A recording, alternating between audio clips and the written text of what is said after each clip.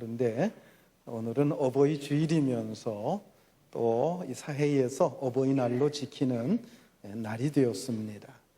오늘 특별히 어버이 주일에 또 어버이날에 주여전에 나오신 여러분, 특히 또 멀리서 부모님을 뵙고 부모님을 좀 기쁘시게 해드리기 위해서 고향에 왔다가 같이 오신 분들도 눈에 띕니다.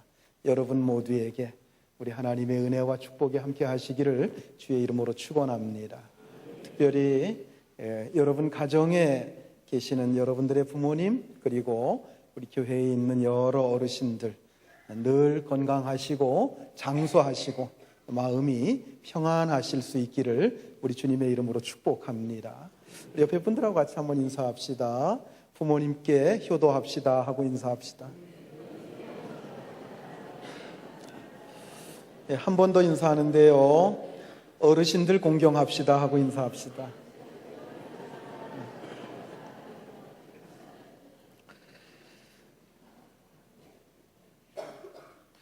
사람이 살아가는 데 있어서 주의하지 않으면 넘어질 수밖에 없는 두 가지의 큰 함정이 있습니다. 하나는 동물화 되어 가는 것이고요, 또 하나는 물질화 되어 가는 것입니다. 자, 그런데 이런 함정에 빠지게 되는 가장 큰 원인이 무엇이냐? 그것은 바로 사랑의 결핍에 있다고 하는 것입니다. 우리 인간과 다른 동물의 차이를 여러 가지로 말할 수 있겠습니다만은 중요한 것 가운데 하나가 바로 사랑입니다. 물론 다른 동물들에게도 사랑이 있다고 합니다. 그러나 인간이 가지고 있는 사랑과는 근본적으로 다르다고 하는 것을 우리가 알아야 되겠습니다. 그러므로 동물적인 사랑과 우리 인간적인 사랑의 차이를 우리가 바로 알고 바로 지키는 것, 그것이 무엇보다도 중요한 일이라고 생각합니다.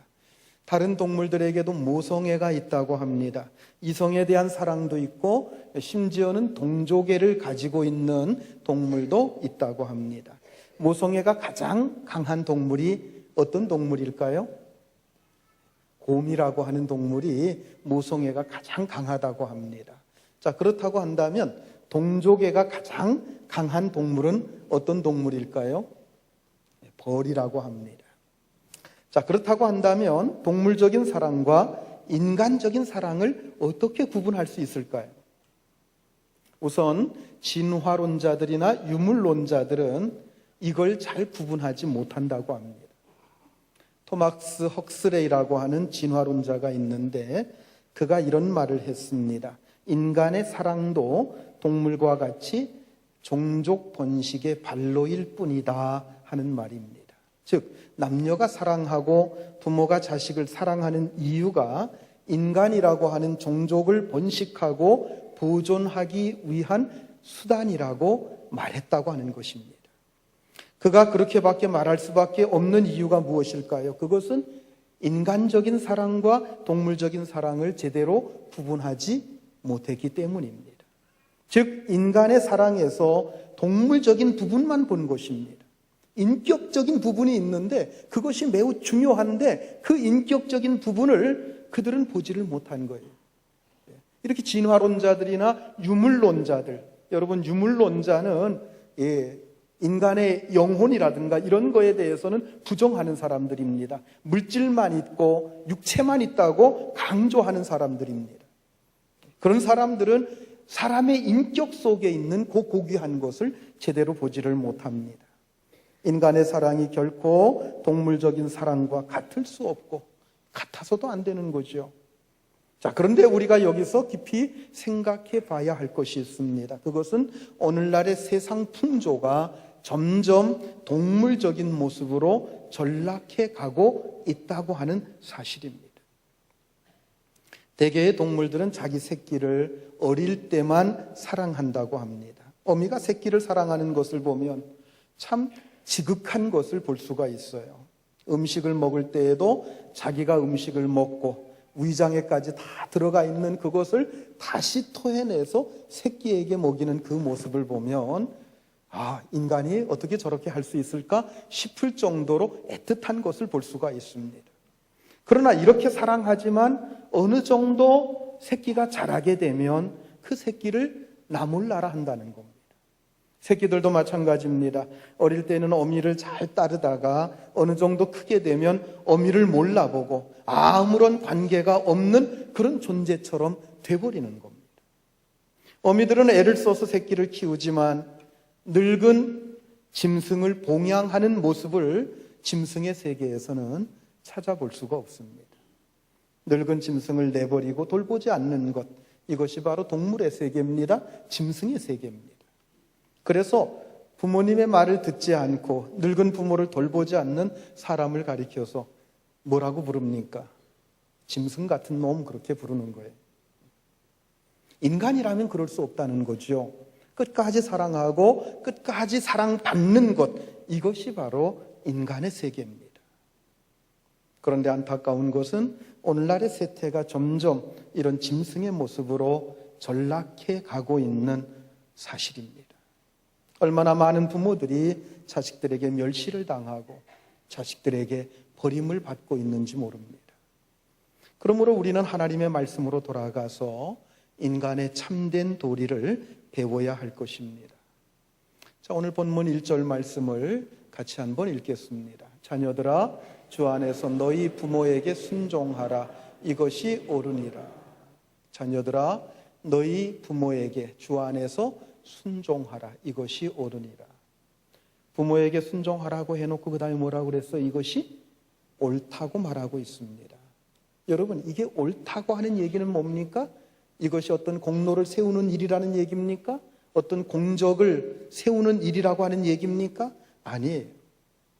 마땅한 일이라는 거예요. 당연히 인간이라고 하면 해야 될 도리를 하는 것뿐이라고 하는 것입니다. 즉, 부모에게 순종하고 부모를 섬기는 일은 어떤 공로를 세우는 것처럼 자랑스러워해야 될 일이 아니라 당연한 일을 하는 것을 할 뿐이라고 하는 바로 그 얘기입니다. 십계명 가운데 첫 번째 계명부터 제 네 번째 계명까지는 우리 인간이 하나님에 대해서 지켜야 되는 계명이고요. 다섯 번째부터 10번째까지는 우리 인간이 인간에 대해서 지켜야 될 계명을 말씀하고 있습니다. 자, 그런데 사람이 사람에게 지켜야 되는 그 계명 가운데 그 첫 번째가 뭡니까? 내 부모를 공경하라고 하는 제5계명입니다. 여러분, 계명이 뭐예요? 계명이 뭡니까? 하나님의 명령입니다. 지켜도 되고 지키지 않아도 되는 것이 아니라 반드시 지켜야 되는 하나님의 명령입니다. 이 제5계명, 내 부모를 공경하라고 하는 계명은 지켜도 되고 안 지켜도 된다고 하는 이 선택의 여지가 없습니다. 반드시 지켜야 되는 지엄하신 하나님의 명령인 줄 믿으시기 바랍니다. 여러분, 하나님의 계명은 납득이나 이해를 필요로 하지 않습니다. 그래서 왜 우리가 그걸 지켜야 됩니까? 왜 그것을 우리가 해야 됩니까? 이렇게 말할 필요가 없는 거예요. 이렇게 말할 수 없는 겁니다. 일단 순종하고 봐야 되는 것, 이게 바로 하나님의 계명입니다. 자, 그런데 여기서 주목해야 되는 사실은 이 계명들의 순서가 아무 의미 없이 그냥 나열해 놓은 것이 아니라고 하는 것입니다. 그 계명의 중요성에 따라서 그 계명의 순서도 정해져 있는 겁니다. 자, 이걸 다른 말로 표현한다고 하면 그 계명을 지키지 못했을 때, 계명을 어겼을 때 그 계명을 어긴 죄가 무거운 것부터 순서적으로 나열되어 있다고 하는 것입니다. 즉, 제6계명이 뭐예요? 살인하지 말라 하는 계명입니다. 제7계명이 뭡니까? 간음하지 말라고 하는 계명입니다. 그러니까 간음하지 말라고 하는 계명보다도 살인하지 말라고 하는 그 계명이 그 계명을 어겼을 때 받는 처벌이 더 무겁다고 하는 것이죠. 쉽게 말하면 간음죄보다 살인죄가 더 큰 죄라고 하는 얘기입니다. 자, 그런데 살인하지 말라 하는 이 계명보다도 앞선 계명이 뭐예요? 내 부모를 공경하라고 하는 계명입니다. 그리고 이 뜻은 부모를 공경하지 않는 것이 살인죄보다도 더 큰 죄라고 하는 의미입니다. 자, 그래서 성경은 부모를 공경하지 않는 죄를 범한 자들에 대해서 이렇게 처벌하라고 말씀하고 있습니다. 자, 두 군데 성경을 보겠는데 먼저 출애굽기 21장 15절 말씀 같이 읽습니다. 자기 아버지나 어머니를 치는 자는 반드시 죽일지니라. 자기 어머니나 아버지를 어떻게 하는 자? 치는 자, 때리는 자. 자기 어머니나 부모를 손찌검, 부모에게 손찌검 하는 자 어떻게 하라고 그랬어요? 반드시 죽이라고 그랬어요. 자, 신명기 21장 18절로 21절까지 같이 읽겠습니다. 사람에게 완악하고 패역한 아들이 있어 그의 아버지의 말이나 그 어머니의 말을 순종하지 아니하고 부모가 징계하여도 순종하지 아니하거든 그의 부모가 그를 끌고 성문에 이르러 그 성읍 장로들에게 나아가서 그 성읍 장로들에게 말하기를 우리의 이 자식은 완악하고 패역하여 우리 말을 듣지 아니하고 방탕하며 술에 잠긴 자라 하면 그 성읍의 모든 사람들이 그를 돌로 쳐 죽일지니 이같이 내가 너희 중에서 악을 제하라 그리하면 온 이스라엘이 듣고 두려워하리라. 부모의 말 듣지 않고 부모에게 반항하고 부모의 뜻을 저버리는 패역한 자식, 아주 나쁜 자식, 이러한 자식들을 어떻게 하라고 그랬어요? 많은 사람들이 모이는 성 앞으로 끌고 가서 다 고발하게 되면 사람들이 그 자식을 쳐 죽이게 된다는 거예요. 그러니 부모에게 손찌검 한다든가 부모에게 대든다든가 부모에게 반항한다든가 부모의 말을 끝까지 안 듣고 자기 고집대로 하는 그런 자식에 대한 벌이 얼마나 무섭습니까?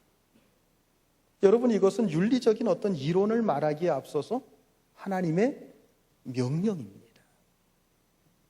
이렇게 놓고 생각해 보니까요, 오늘날 돌로 쳐 죽여야 될 사람들이 참 적지 않다고 하는 걸 알 수가 있죠.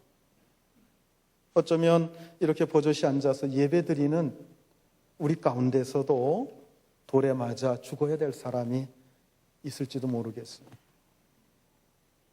그만큼 오늘날 우리 사회가 효도에 대한 윤리의식이 낮아져 있고 많은 부모들이 자식들에게 멸시를 당하거나 버림받고 있다고 하는 사실입니다. 어버이 주일을 맞을 때마다 생각나는 이야기가 있습니다. 언젠가도 한번 말씀을 드린 것 같긴 합니다만은 고등학교 때 영어 교과서에 실려있던 우든 보울이라고 하는 나무 그릇이라고 하는 이야기입니다. 안 들으신 분들이 많기 때문에 한 번 더 말씀을 드립니다. 어떤 젊은 부부가 늙은 아버지를 모시고 살고 있었습니다. 그리고 이 부부에게는 5살 난 아들도 있었습니다. 늙은 아버지는 중풍병에 걸려서 손발을 떠는 등 그 몸이 온전치가 못합니다. 식사 때면 식탁에서 자주 음식을 흘립니다. 그래서 식구들에게 불쾌감을 줍니다. 그래서 부부가 의논한 끝에 주방 구석에다가 혼자 식사할 수 있도록 별도의 상을 차리기로 했습니다. 그런데 혼자서 식사하면서 자꾸 그릇을 깨뜨립니다. 며느리가 집 안팎을 뒤지면서 깨지지 않는 그릇을 찾았더니 마침 고양이 밥주발이 나무로 된 그릇이에요. 그래서 깨지질 않습니다. 그것을 씻어서 그 그릇에다가 시아버지의 밥을 담아 드렸습니다. 며칠 후에 부부가 외출했다가 밤늦게 집에 돌아왔는데 5살 난 아들이 잠을 자지 않고 거실 구석에서 뭔가를 열심히 만들고 있는 거예요. 궁금해서 가까이 가보니까 이 목침같이 생긴 나무 토막 하나를 갖다 놓고서는 주머니 칼로 가운데를 열심히 파내고 있습니다. 아빠가 묻습니다. 너 잠 안 자고 밤늦게 뭐하니? 그랬더니 아들이 이렇게 대답을 합니다. 아빠 늙으면 밥 담아 드리려고 나무 그릇 만들어요. 참 우리에게 생각하게 해주는 그런 이야기입니다. 여러분, 인생은 우리가 인생을 다루는 방법으로 우리를 다룬다고 하는 사실을 우리는 잊지 말아야 됩니다. 우리가 부모를 멸시할 때 반드시 우리의 자녀들은 우리를 멸시하게 된다고 하는 사실을 우리가 잊어서는 안 될 것입니다. 야곱이 젊어서 아버지를 속였습니다. 그랬더니 그가 나중에 자기 자식들에게 속게 됩니다. 야곱이 아버지를 속였을 때는 금방 그 속인 것이 들통났어요. 그런데 야곱의 아들들이 그를 속였을 때에는 20년이 넘도록 자기 자식들에게 속은지조차도 모르면서 지냈다고 하는 것입니다. 야곱의 아들들이 야곱의 가장 사랑하는 아들 요셉을 애굽으로 가는 상인들에게 노예로 팔아먹었습니다. 그리고 요셉의 겉옷을 찢어서 짐승에 피를 묻히고 그것을 아버지에게로 가지고 갑니다. 이것을 우리가 오는 도중에 주웠는데 이거 혹시 요셉의 옷 아닙니까? 요셉이 짐승에 찢겨서 죽은 것 같습니다. 그렇게 거짓말을 한 거예요. 그렇게 야곱은 사랑하는 아들 요셉을 가슴에 묻은 채 살다가 20년이 지난 후에 애굽에 가서야 자기가 속았다고 하는 사실을 알게 되는 겁니다. 그러기에 우리는 부모를 멸시하거나 속여서는 안 되는 겁니다. 대개 부모에게 경제적인 능력이 사라졌을 때 자식들에게 멸시당하기 쉽습니다. 그래서 어떤 부모들이 그렇게 얘기를 하죠. 늙어도 돈을 가지고 있어야 자식들에게 천대받지 않는다. 이렇게 말하는 부모들이 있습니다. 그런데 그 말이 불행하게도 참 옳은 얘기예요. 그래서 콩알 만한 가짜 다이아 반지라도 끼고 뭔가 큰 보물을 가지고 있는 것처럼 행세를 해야 됩니다. 자식들에게 끝까지 나 잘 보필하는 그 자식에게 이거 주겠다. 이렇게 공갈이라도 쳐야 여러분 자식들에게 효도받을 수 있는 그런 세상입니다. 부모의 경제적 능력에 따라서 부모 대접 받고 못 받고 한다고 하는 것, 이게 얼마나 불행한 일입니까? 부모를 공경하라고 하는 말씀은 우선 부모를 멸시하지 않는 데서부터 시작이 됩니다. 낳아주시고 길러주신 부모를 멸시하고서야 어찌 우리가 복받기를 바랄 수 있겠습니까? 특히 우리 그리스도인들은 부모를 공경하고 멸시하지 말아야 될 줄로 믿으시기 바랍니다. 우리 그리스도인들은 하나님의 계명과 하나님의 말씀을 따르는 자들입니다. 사실 이 효에 대한 사상은요, 어느 사회에나 있습니다. 그리고 어느 종교에나 거의 기본적으로 다 가지고 있는 윤리 사상이 바로 이 효에 대한 사상입니다. 자, 그런데 분명한 것은 이 하나님의 계명은 어느 종교나 어떤 윤리 도덕 사상 이러한 것들을 초월해 있다고 하는 것을 우리가 알아야 됩니다. 이 부모 공경에 대한 계명, 이 계명 단순히 세상적인 효의 개념과는 다르다고 하는 것을 우리가 알아야 됩니다. 자, 여러분, 내 부모를 공경하라고 할 때에 공경한다고 하는 뜻이 무엇입니까? 단순히 부모님의 말씀이라고 하면 무엇이든지 꼼짝하지 않고 시키는 대로 다 하라고 하는 뜻입니까? 여러분, 그런 뜻이 아닙니다. 이 말씀에 좀 더 근본적인 의미가 있습니다. 좀 더 근본적인 의미, 그게 무엇입니까? 부모를 거역할 수 없는 큰 권위를 가진 존재로서 인정하라고 하는 얘기입니다. 우리 자신은 인격적으로 부족하고 잘못된 길로 빠져나갈 가능성이 굉장히 큰 그러한 사람들입니다. 그래서 부모가 붙잡아 주지 않으면 언제나 실패할 수밖에 없는 연약한 자들이라고 하는 사실이에요. 하나님께서 이스라엘 백성들에게 내 부모를 공경하라고 하는 이 말씀을 인간이 인간에 대해 지킬 첫 번째 계명으로 주신 이유가 바로 여기에 있습니다. 비록 그들이 하나님의 백성으로 택함을 받았고 하나님을 섬기는 자들이라고 하는 사실은 분명합니다만은 그럼에도 불구하고 그들에게는 여전히 무서운 죄성을 다 가지고 있다고 하는 것입니다. 그래서 부모가 절대적인 권위를 가지고 그들을 붙들어주지 않으면 언제나 잘못될 수밖에 없는 자들이라고 하는 것, 이것을 기억하라고 하는 것입니다. 만약에 사람이 죄인이 아니라고 하면 하나님께서 이런 계명을 우리에게 주실 이유가 없습니다. 다 알아서 잘 하는데 뭐 하라, 이렇게 해라 저렇게 해라 하고서는 명령을 내릴 필요가 있겠습니까? 그러나 하나님께서 이 계명들을 우리에게 주신 것은 사람은 누군가가 붙들어주지 않으면 항상 잘못된 길로 갈 수밖에 없는 존재임을 깨닫게 해주시기 위해서입니다. 그래서 하나님께서는 모든 사람들을 부모의 권위 아래 둠으로써 자신이 결코 완전한 자가 아니라고 하는 것을 간접적으로 깨달으라고 하는 뜻이 있는 겁니다. 그래서 부모 공경의 계명은 하나님의 준엄하신 계명이면서 부모가 하나님의 권위의 질서 가운데 있는 아주 소중한 존재라고 하는 것을 깨우쳐주는 계명이기도 하다는 것입니다. 왜 부모를 공경해야 됩니까? 하나님께서 부모를 세워주셨기 때문입니다. 부모에게는 하나님을 대신하는 권위가 있다고 하는 거예요. 그 가정에 하나님을 대신하는 권위의 그 상징으로서, 권위의 질서로서 부모를 허락해 주셨다고 하는 것입니다. 자, 여러분 생각해 보십시오. 부모의 통제 아래 있는 자녀들과 부모의 통제에서 벗어나 있는 자녀들의 모습 한번 생각해 보십시오. 그러면 이 계명이 얼마나 중요한 계명인가 하는 것을 우리는 알 수 있게 될 것입니다. 우리 사회 속에서 탈선한 청소년들에 대한 문제는 굉장히 심각합니다. 사실 이 경주에 내려와 보니까요, 탈선한 청소년들에 대한 문제가 그렇게 피부에 와닿지는 않습니다. 그러나 여러분, 대도시 한번 가보세요. 서울 같은 데 가보세요. 얼마나 심각한지 몰라요.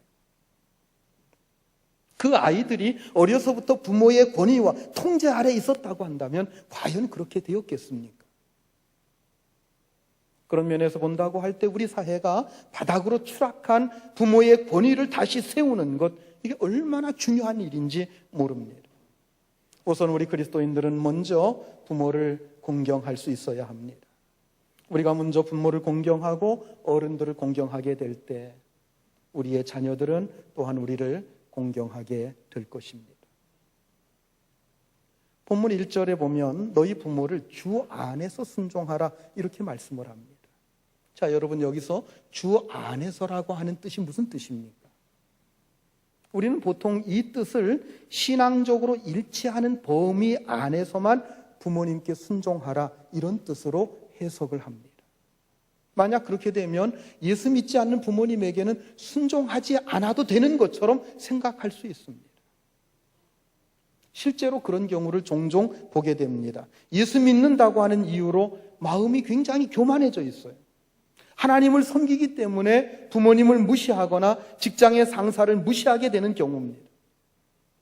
지극히 높으신 하나님을 상대하는 내가 어떻게 너희 같은 인간들에게 머리를 숙일 수 있느냐?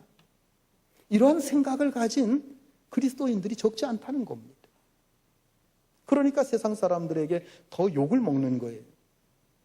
세상 사람들은 부모를 공경하고 부모에게 순종하는 것, 이것을 인간으로서는 가장 기본된 도리다. 인간으로서 그거 하지 않으면 그건 인간도 아니다. 이런 생각들 세상 사람들 다 가지고 있습니다. 그러니까 신앙이 있다고 하면서도 부모를 제대로 공경하지 않는 그러한 자들에 대해서 그들은 어떻게 생각합니까? 저 인간의 도리도 할 줄 모르는 광신자들, 광신 집단들, 그렇게 보여지는 거예요. 일반적으로 사람들이 부모를 공경하는 이유가 무엇입니까? 자기를 낳아주시고 길러주신 분이기 때문이지요. 거기에는 다른 이유가 있을 수가 없습니다.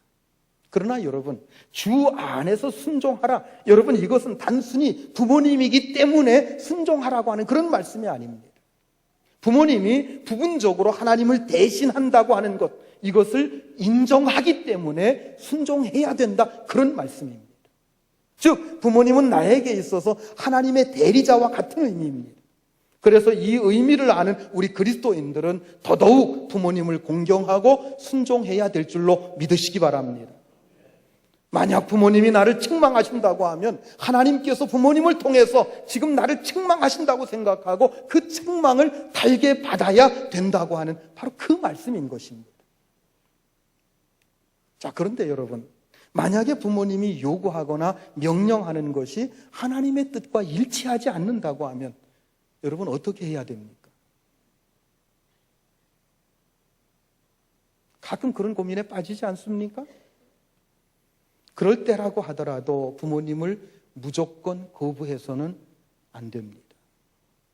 분명하게 하나님의 뜻에 맞지 않을 때에도 이것이 절대적으로 중요한 문제인지 아니면 단지 우선순위의 문제인지 그것을 잘 살펴보는 지혜가 필요합니다.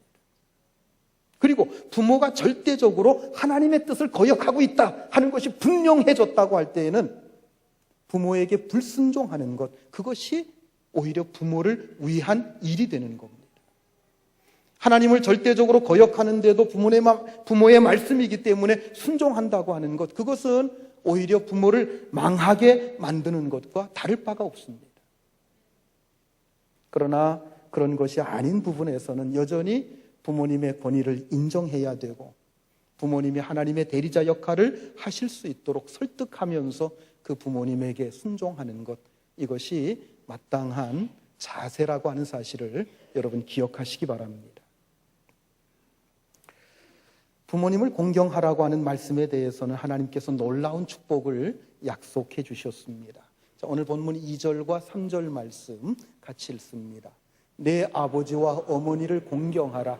이것은 약속이 있는 첫 계명이니. 3절이요. 이로써 내가 잘되고 땅에서 장수하리라. 아멘. 내 부모를 공경하라. 이것이 약속이 있는 첫 계명이다. 이렇게 말씀했어요. 약속 있는 첫 계명. 이게 무슨 뜻입니까? 이 계명을 잘 지키는 자에게는 축복이 약속되어 있다는 거예요. 유달리 하나님의 축복이 보장되어 있는 것, 이것이 바로 이 계명입니다. 예, 부모를 공경하면 이러한 놀라운 축복이 주어져 있다라고 하는 것입니다. 출애굽기 20장 12절 말씀 우리 같이 한번 읽습니다. 내 부모를 공경하라. 그리하면 내가 내게 줄 땅에서 내 생명이 길리하라. 부모를 공경하라. 그러면 내 하나님 여호와께서 내게 준 땅에서 내 생명이 길리라. 자, 이 말씀을 지금 하나님께서 누구에게 하시는 거예요? 이스라엘 백성들에게 하시는 거예요. 예. 이스라엘 백성들이 애굽에서 나와서 지금 광야를 지나가고 있습니다. 그때에 하나님께서 이 말씀을 주십니다. 내 부모를 공경하라.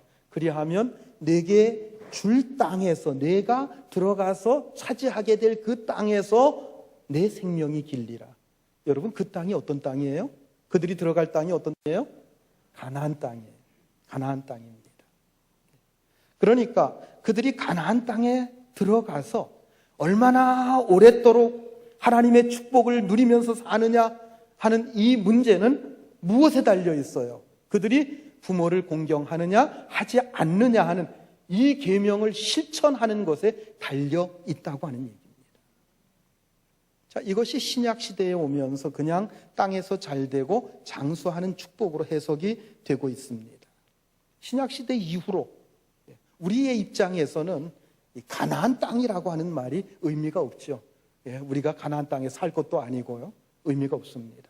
그러니까 그냥 땅에서 잘되고 장수하는 복으로 말씀하고 있는 겁니다. 여러분, 우선 저는 이 말씀을 그냥 문자 그대로 받아들여야 된다고 생각을 합니다. 여러분들이 진실된 마음으로 그리고 최선을 다해서 부모님을 공경하면 이 땅에서 형통한 삶을 살게 될 것이고 이 땅에서 오래도록 장수의 복을 누리게 될 줄로 여러분 믿으시기 바랍니다. 물론 여기에 있는 땅의 개념을 천국으로 해석하고 장수의 개념을 영생으로 해석할 수도 있습니다. 그러나 이 말씀은 그렇게 해석하기보다는 그냥 문자 그대로 이 세상에서 잘되고 이 세상에서 장수하게 되는 것으로 봐야 된다고 봅니다. 하나님께서는 결코 이 세상의 삶이 무의미하다고 말씀하지 않으셨습니다. 물론 우리에게는 영원한 천국이 있다는 것 사실이죠. 우리는 그곳을 날마다 사모해야 됩니다. 그러나 그렇다고 해서 이 세상의 삶이 완전히 아무것도 아닌 게 아닙니다. 하나님께서는 이 세상에서도 우리에게 풍성한 삶을 주시기를 원하십니다. 성경에 보면 부모 공경을 잘해서 복받은 자가 많이 나옵니다. 구약 룻기에 나오는 룻이라고 하는 이방 여자는 아주 대표적인 케이스입니다. 그녀는 결혼한 지 얼마 안 되어 과부가 되는 아주 불행한 여인이었습니다. 그러나 과부 시어머니를 잘 끝까지 봉양함으로 이스라엘 명문가의 안주인이 되고 그의 후손 가운데 다윗이 태어나게 되고 이스라엘 왕족의 조상이 됩니다. 뿐만 아니라 이방 여인으로서 메시아의 조상이 되는 놀라운 복을 누리게 됩니다.